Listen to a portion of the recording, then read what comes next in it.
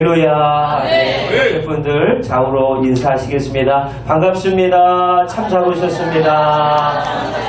네. 우리 또 이렇게 인사하시겠습니다. 하나님께서 당신을 축복하시고 사랑하십니다. 하나님께서 당신을 축복하시고 사랑하십니다. 아멘. 여러분들 축복하고 사랑하고 환영합니다. 일주일 동안의 더운 날씨 속에서도 여러분 믿음을 잃지 않고 하나님 은혜 가운데 살아가셨음을 믿고 오늘 건강한 모습으로 이렇게 또 만나뵙게 되니 너무나도 감사하고 또 하나님 앞에 감사를 드립니다.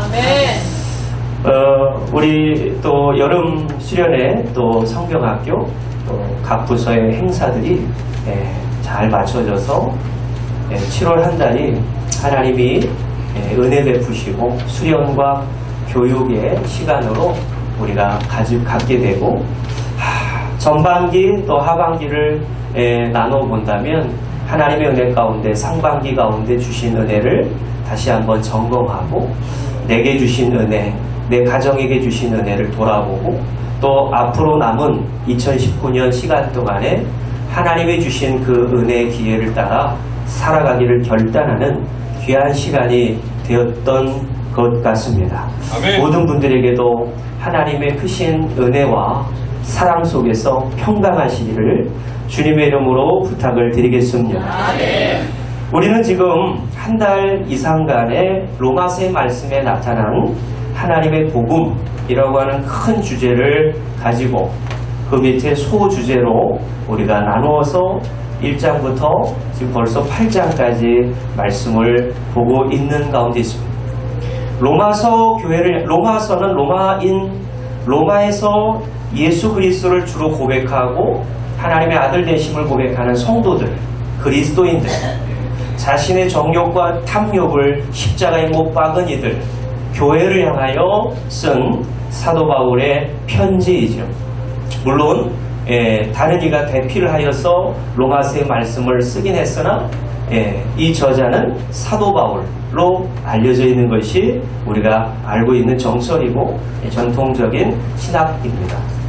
오늘 로마 교회를 향한 또 우리 열린교회 또 여러분 성도님들을 향한 하나님의 그러한 복음에 대한 하나님의 열심, 복음을 알기를 원하시고 예수 그리스도를 통하여 우리가 하나님의 자녀 되어지고 하나님의 백성으로서 이 땅 가운데서 죄의 종로로 타는 삶이 아니라 하나님이 기뻐하시는 믿음의 삶을 살아가고 참 자유 가운데 주님의 영이 임한 곳에 참 자유가 있고 아멘. 진리가 임한 곳에 자유가 있게 되는데 아멘. 오늘 하나님의 영이 임한 우리의 내면에 하나님의 성령이 임하셔서 우리를 다스리시고 아멘. 우리를 이끄시고 하나님이 원하시는 방향을 따라 뜻을 따라 행하게 하시는 그분이 바로 성령 하나님이시지요. 죄인인 모든 인류는 죄 가운데 빠져 죽을 수밖에 없게 됐습니다. 로마서 3장 10절 말씀에 의인은 없나니 하나도 없다고 우리 인간을 향하여 정죄하고 있습니다. 아멘. 모든 인생은 다 죄를 가지고 있는지라 죄 가운데 빠져 사망 권세를 이길 수 없고 죽을 수밖에 없고 병들 수밖에 없고 결국은 저 지옥의 형벌을 면치 못하는 그러한 운명에 처해 있는 인생을 로마서 3장부터 우리가 7장까지 말씀을 우리가 요약을 해본다면 이 인류가 모든 인간은 죄 때문에 다 죽을 수밖에 없는데 이 죄의 문제를 해결하실 분이 있다라는 거예요.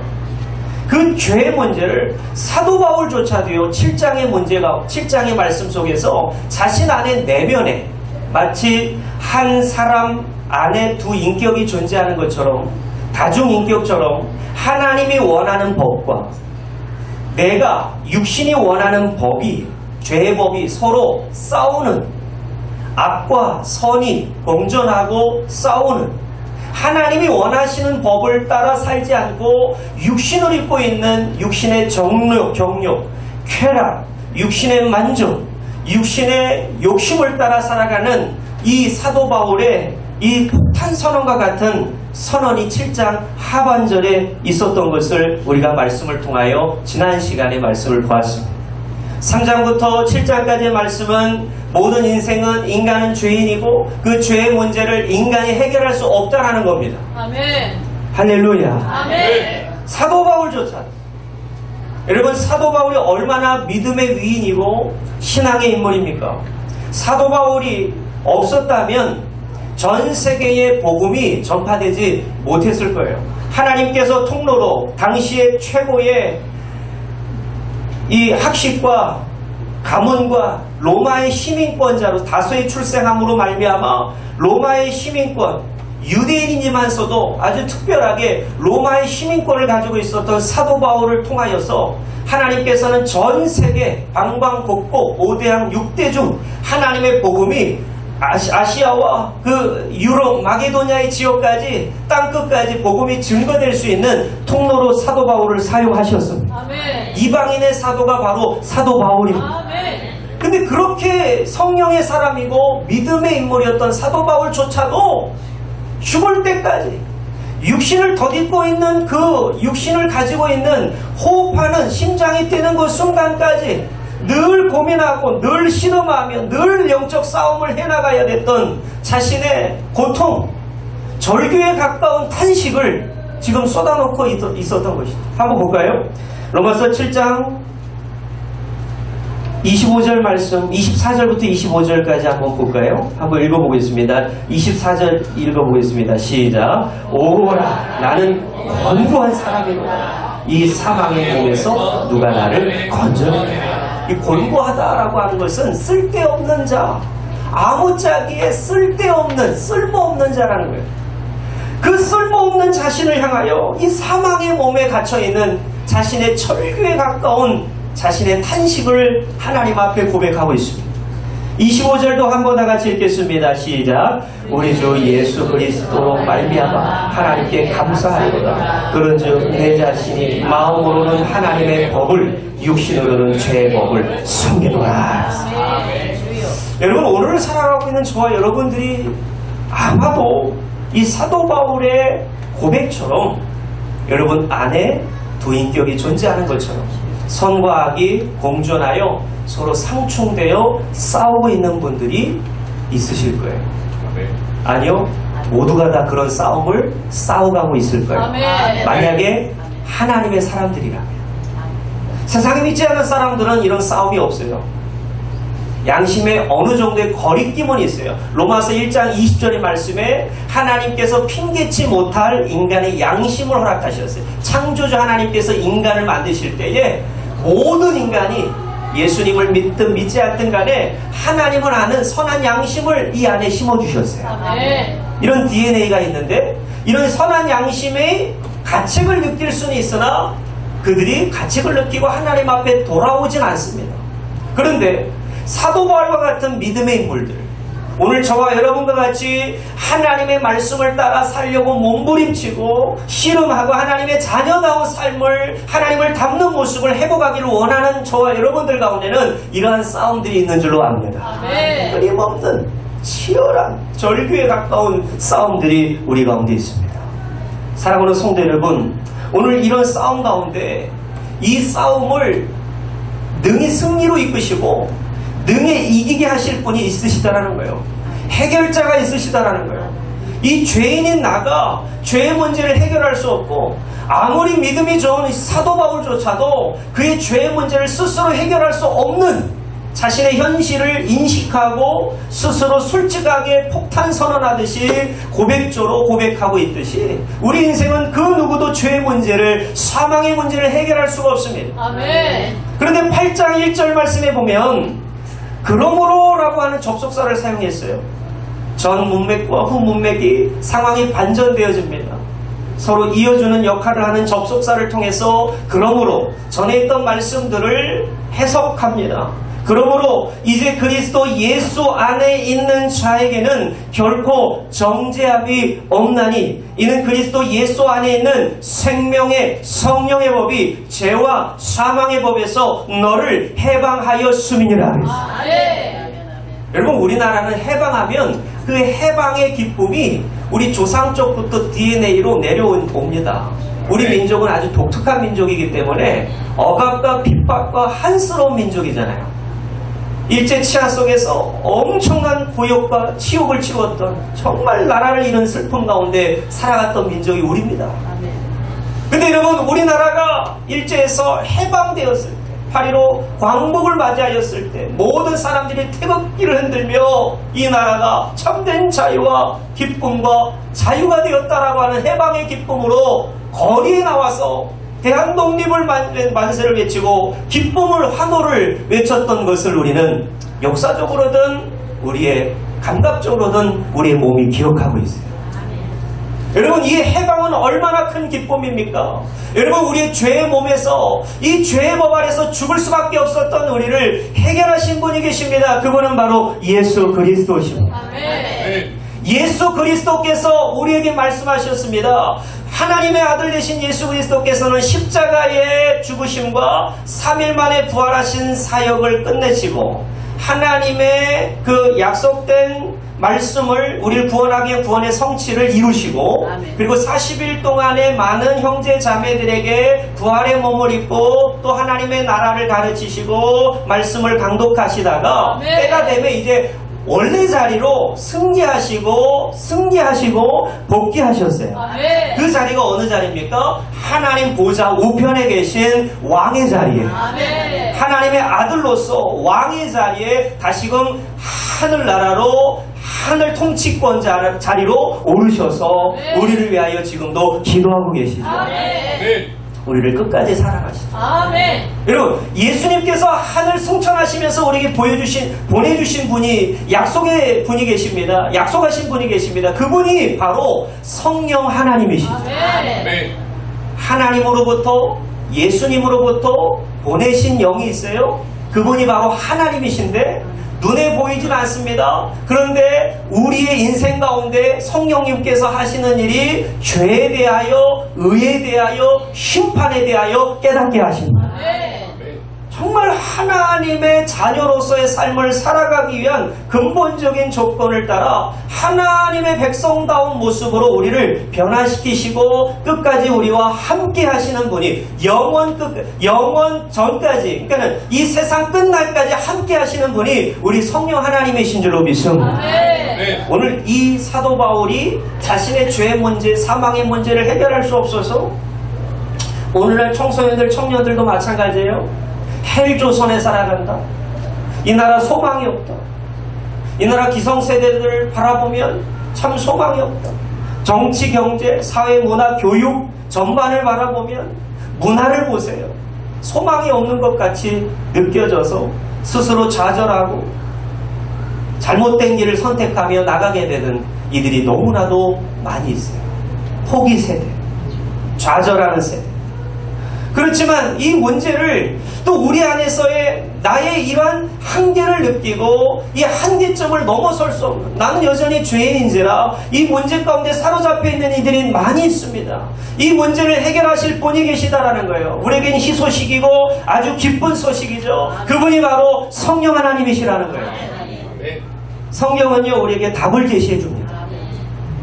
이렇게 하면 이렇게 될 거야 라고 하는 추측의 발언이 아니라 추측에 대한, 예측에 대한, 예측 가능한, 예측 가설을 얘기하는 게 아니라 성경은 우리에게 하나님의 정답, 하나님의 약속된 말씀을 통하여 우리에게 답을 제시해요. 우리가 인생이 어디서부터 어디로 왔으며 어디로 가고 있으며 우리의 인생이 이렇게 살다가는 어떻게 최종 종국을 맞이하게 될지, 우리의 결말은 어떻게 끝나게 될지를 이미 성경은 말씀해 주고 있어요. 그렇기 때문에 여러분, 우리가 오늘 이 말씀을요, 마음으로 거부하지 않고, 여러분 답답하고 컬컬한 분들이 있으실 거예요. 채워지지 않는 만족, 불안전한 가운데 나 자신이 너무 싫은 분들도 계실 거예요. 현실이 너무 싫은 분들이 계실 거예요. 여러분, 그런 분들 오늘 하나님의 말씀을 믿고 오늘 하나님의 성령을 의지하시고 하나님의 성령을 사모해 보세요. 한번 바라보세요. 주님을 한번 향해 보세요.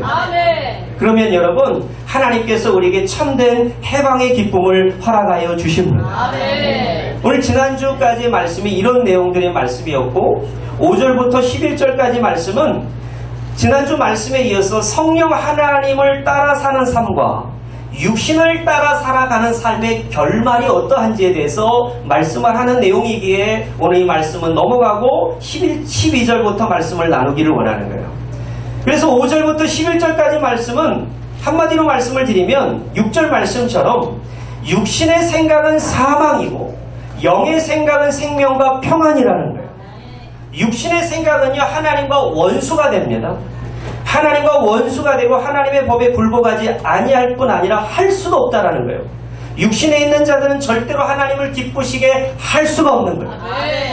그렇지만 성령 하나님, 주의 영 가운데 있는 자들, 주님의 영을 모시고 있는 자, 그리스도 안에서 연합한 자들은 하나님이 주시는 참된 기쁨과 즐거움과 만족과 삶의 행복을 누리며 살아가게 되는 것이죠.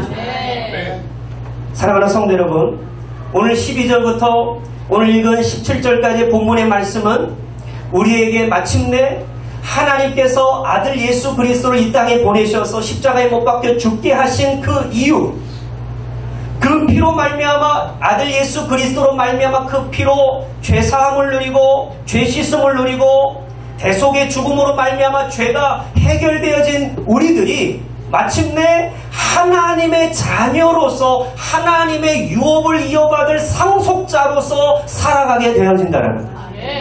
과거에는 마귀의 자녀였어요.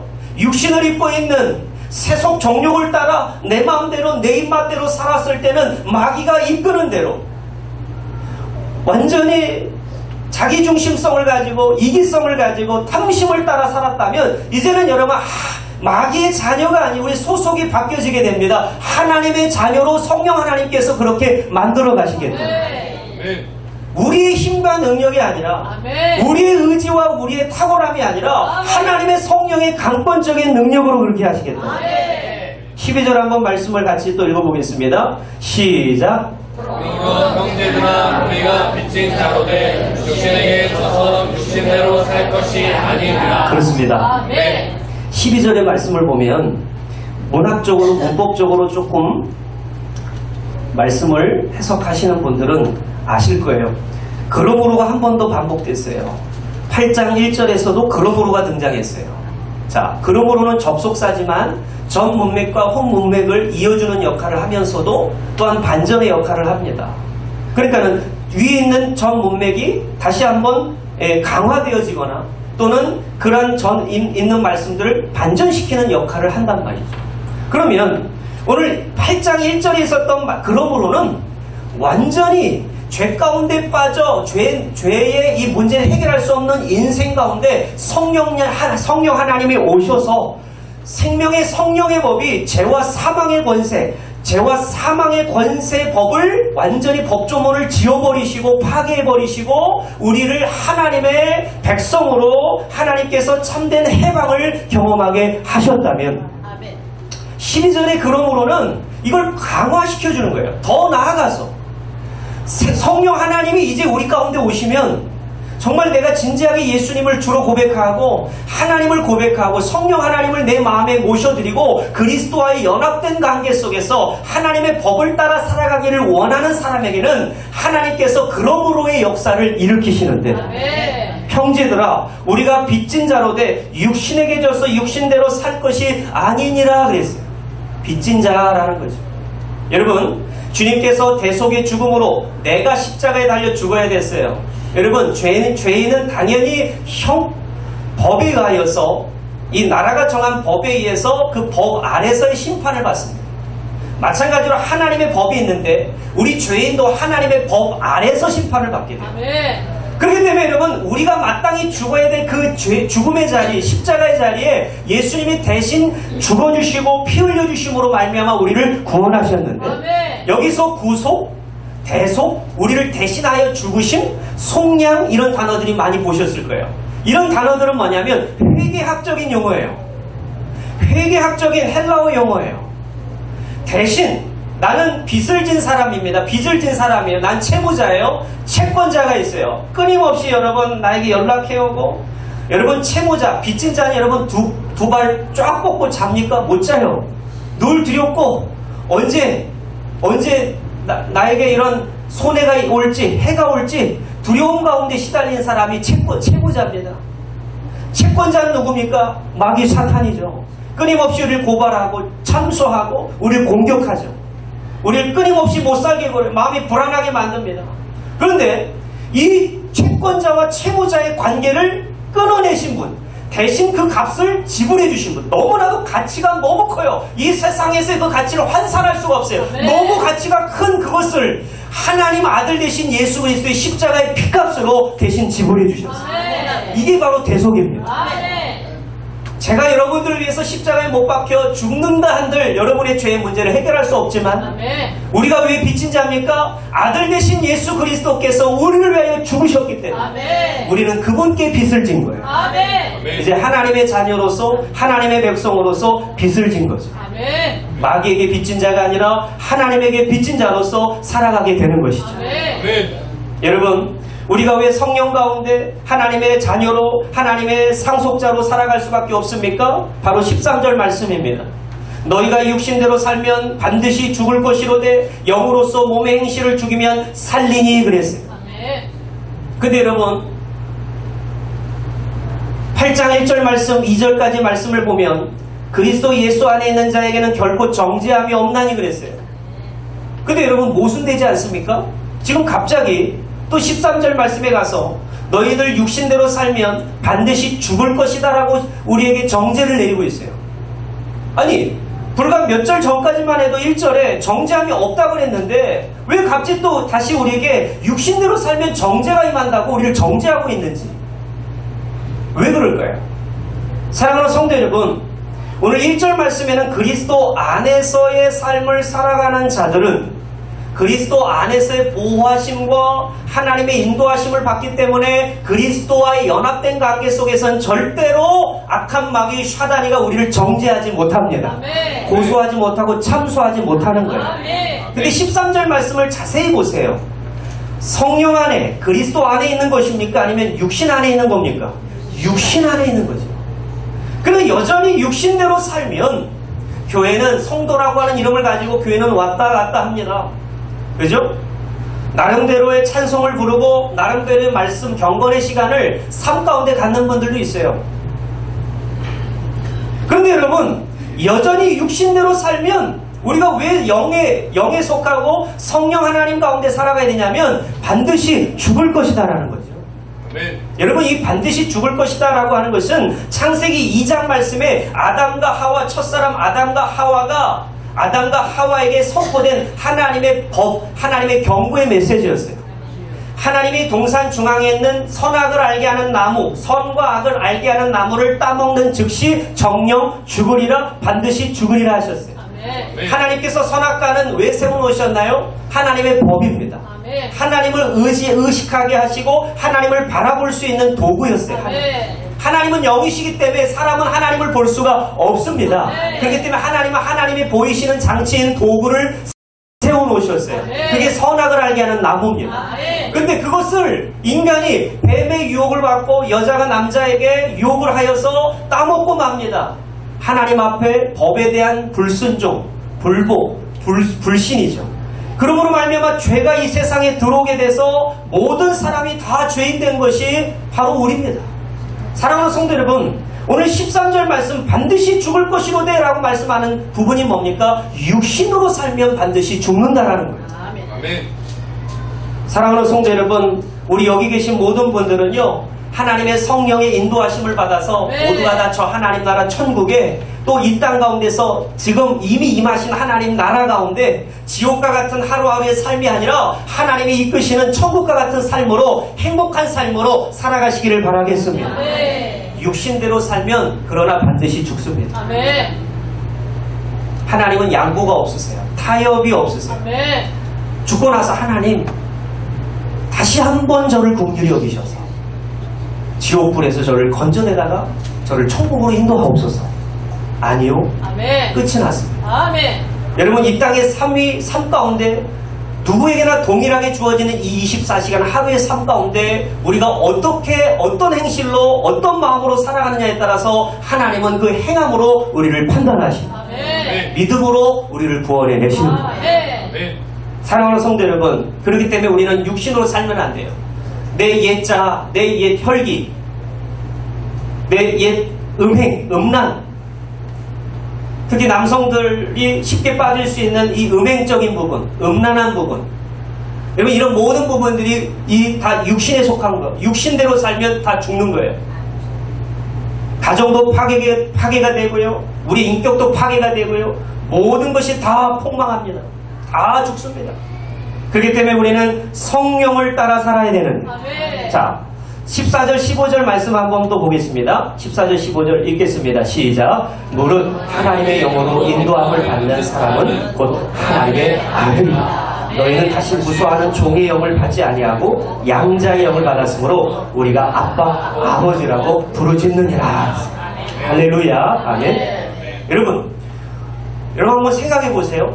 성령 하나님이 계시는데, 예수 그리스도께서 보내신 영 성령 하나님이 지금 이 가운데 함께 하시는데, 그 하나님의 성령이 내 마음대로, 하나님 내가 이제 마음의 준비가 됐으니 이제 내 마음에 오셔서 나를 이제 주관하시고, 이제 하나님 내가 받아들일 테니까 하나님 나에게 오셔서 우리 가정 가운데 성령 하나님 충만히 임해주세요.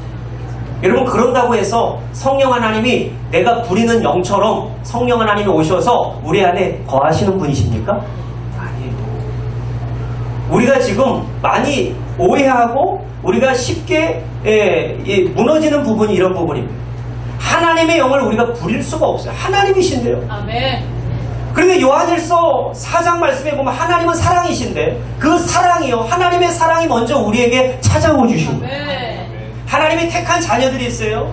하나님이 택한 자녀들에게 하나님이 먼저 찾아와 주셨어요. 그리고 노크하셨어요.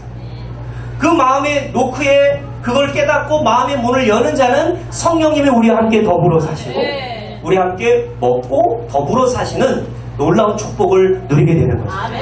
마찬가지입니다. 성령 하나님을 내가 오세요 라고 오시는 분이 성령 하나님이 아니시라는 거예요. 마찬가지로 여러분 오늘 이 시간에 사도 바울이 육신의 소욕과 성령의 소욕을 따라 살아가는 자들의 결말에 대해서 말씀하고 있으며, 육신으로 살면 반드시 죽을 것이라고 얘기하고 있는데, 하나님의 영을 14절 보시면 하나님의 영으로 인도함을 받는 사람은 이랬어요. 하나님의 영으로 인도함을 받는 사람은, 이 말은 뭡니까? 성령 하나님을 내가 부리는 영처럼 이리저리 하는 것이 아니라 하나님의 택하신 자녀들, 하나님이 사랑하시는 자녀들에게 하나님의 성령님이 먼저 오십니다. 먼저 오세요. 그래서 죄에 대해서 깨닫게 하시죠. 내가 죄인임을, 내가 죄인이구나, 내가 빚진 자구나, 내가 잘못 살았구나 깨닫게 하시고, 통렬히 눈물로 회개하게 하시고, 의에 대해서 깨닫게 하시고, 내가 죄인으로 살았다가는 심판받겠구나 깨닫게 하시는 거예요. 그 깨닫게 하시는 영이 하나님의 영, 성령 하나님이 인도하심을 받으시죠. 인도하시는 거예요. 여러분, 하나님의 영을, 성령을 인도함을 받는 사람은 곧 누구의 아들입니까? 하나님의 아들이 되는 거예요. 저는 이 말씀을 드리고 싶습니다. 오늘 말씀을 좀 맺어가면서, 사랑하는 성도 여러분, 우리는 하나님의 성령을 따라 살아가다 보면 하나님을 막 거부하지 않고 성령을 회방하지 않고 하나님이 자연스럽게 크신 은혜 가운데 우리에게 오시는 하나님의 영을 수용하고 그 영을 인정하고 하나님의 영 가운데 회개하고 찬양이 나오고 예배가 나오는 그 가운데 살아가다 보면 우리는 자연스럽게 무슨 신분으로 거듭나게 되냐면 하나님의 자녀가 되어져요. 하나님의 약속을, 하나님의 유업, 저 천국을 이어받을 상속자로, 양자로 하나님이 우리를 삼아주시게 됩니다. 놀라운 특권을 허락하죠. 너희는 다시 무수하는 종의 영을 받지 아니하고 누구의 영을 받았어요? 양자의 영을 받았으므로 우리가 하나님을 뭐라고 부르짖습니까? 아빠, 아버지라 부르짖는. 여러분, 오늘 일주일 동안 살면서 여러분 기도하실 때에 때는 우리는 구약의 하나님 가운데 하나님은 무시무시한 하나님, 그렇기 때문에 하나님은 어미하시기 때문에 우리는 격식과 형식을 갖춰서 전지하시며 지존하시며 영존하신 편지하신 전지전능하신 하나님 아버지시여, 마치 많은 수식어와 미사여구를 통해서 하나님께 나가야만 한다고 생각하시는 분들 잘못된 오해입니다. 마음이 힘들고 어렵고 내가 할 수 없는 그 영역 속에 내가 맞닥뜨렸을 때에 여러분 하나님은 우리의 아빠 아버지 되시기 때문에 여러분 어느 자식이 대통령이 아빠여도 대통령 자식이 대통령 아빠에게 나갈 때에 여러분 무슨 어떤 청구 서류를 청구해서 1차, 2차, 3단계를 거쳐서 비서실에게 비서실장의 허락을 받고 나가는 자녀가 어디 있어요? 그냥 아빠, 아버지죠. 하나님도 여러분 아무리 큰 권능과 능력을 가지고 계셔도 우리 성령님이 우리 가운데 함께 하시면 우리가 하나님을 아빠, 아버지라 부르짖게 되는 거죠. 사랑하는 성도 여러분, 일주일 동안 여러분에게 숙제를 드릴게요. 하나님 전지전능하신 하나님 아버지 여러분 기도하시잖아요. 그렇게 기도하시는 분들 좋습니다만은 좀 하나님과 친밀해졌으면 좋겠어요. 하나님, 아빠, 아버지 또는 아빠 이렇게 어린아이와 같은 마음으로 아빠, 제 마음 아시지요? 제 가정 형편 처지 아시지요? 여러분 이렇게 하나님 앞에 다가갈 때에 하나님께서도 기뻐하시는 거죠. 아, 이 자녀들이 내가 양자 삼아놓은 자녀들이 진정 기쁨을 누리고 있구나. 진정 나를 아빠로 인정하고 있구나. 여러분 양자 삼아놓은 자식이 입양해온 자식이 아버지 어머니를 불편해하고 막 밥을 먹는데도 막 불편해요. 용돈을 달라고 하려고 했는데도 막 불편해요. 왜 막 자기 마음대로 살아요. 이러면 여러분 아버지 어머니의 마음은 찢어지는 거예요. 너를 내 자식으로 삼았는데. 여러분 하나님께서도 마찬가지입니다. 오늘 우리에게 하나님께서 도전하시고 요구하시는 부분은 우리가 하나님 아빠 아버지라 부르짖는 신분의 삶, 하나님의 상속자, 하나님의 자녀다운 삶을 살아가기를 원하시는데 경직과 또 우리 마음 가운데 있는 죄 가운데 사로잡혀서 살아가는 것이 아니라 참된 성령 안에서 자유를 만끽하고 기쁨 가운데 살아가기를 원하시는 하나님 아버지의 마음을 깨닫고 우리가 믿음으로 기쁨으로 승리하며 나가시기를 주님의 이름으로 부탁을 드리겠습니다.